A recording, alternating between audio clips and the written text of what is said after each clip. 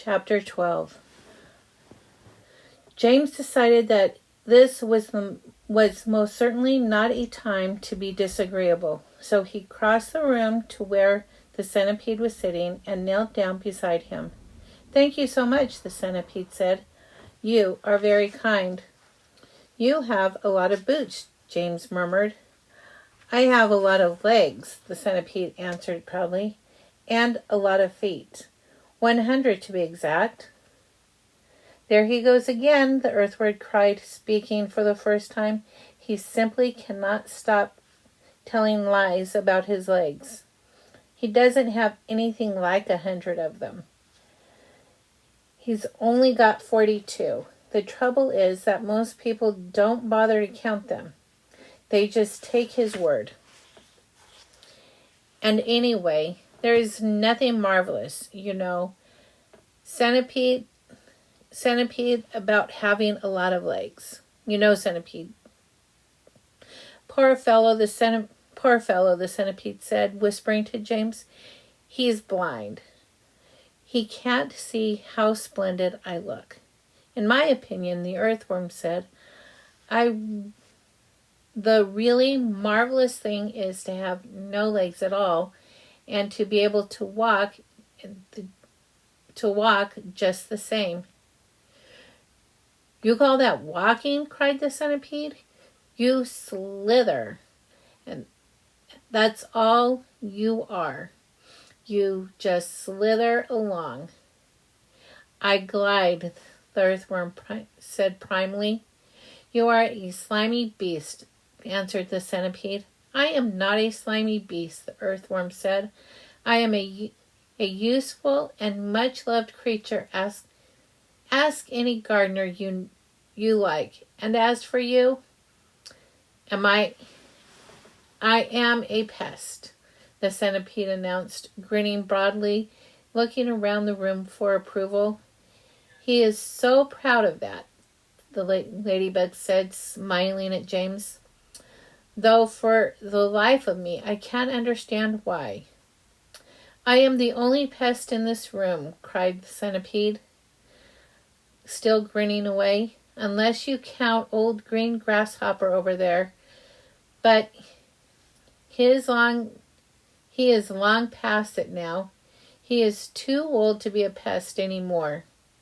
The old green grasshopper turned his huge black eyes upon the centipede and gave him a withering look. "Young fellow," he said, speaking in a deep, slow, scornful voice, "I have never been a pest in my life. I am a musician." "Hear, hear," said the ladybug. "James," the centipede said. "Your name is James, isn't it?" "Yes." "Well, James, have you ever in your life seen such a marvelous, colossal centipede as me?" "I certainly haven't," James answered. "How on earth did you get like that?" "Very peculiar," the centipede said. "Very, very peculiar indeed. Let me tell you what happened.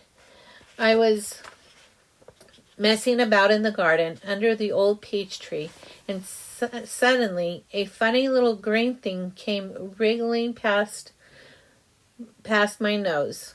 Bright green it was, and extraordinarily beautiful. It looked like some kind of tiny stone or crystal.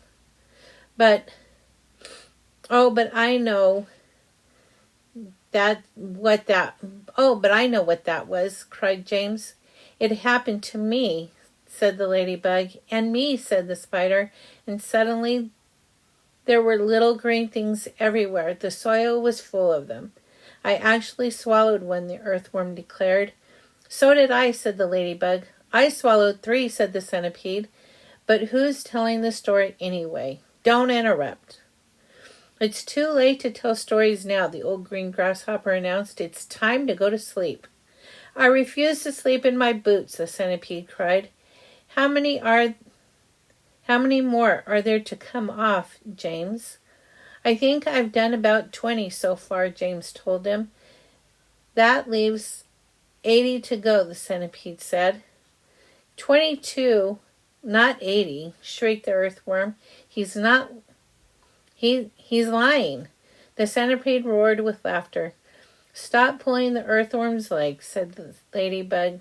The ladybug said. This sent the centipede into hysterics. Pulling his leg, he cried, wriggling with glee and pointing at the earthworm.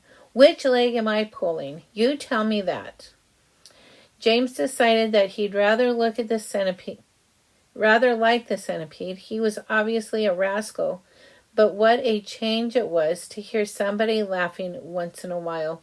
He had never heard Aunt Sponge or Aunt Spiker laughing aloud in all the time that he'd been with them. We really must go to sleep, the old green grasshopper said. We've got a tough day ahead of us tomorrow. So would you be kind enough, Miss Spider, to make the beds?